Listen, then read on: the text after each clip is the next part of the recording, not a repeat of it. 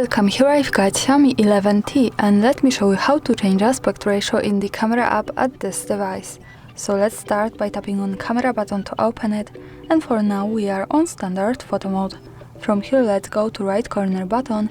When we pick it, we get access to more options about the camera we can manage. Now let's focus on the first one, settings bar. Here we can manage our aspect ratio. We are in 3 and 4, let's move to left to 1 and 1. And as you can see, the background has changed now to square 1, another tab to right corner, and we can pick also 9 and 16, so now the background has changed to a little bit longer, and here also we can pick the full one, so for now we have full camera frame, full aspect ratio. And of course here in the settings you can go to whatever you need. Now let me move back to 3 and 4, the original one. That's all, thanks for watching, subscribe our channel and leave the thumbs up.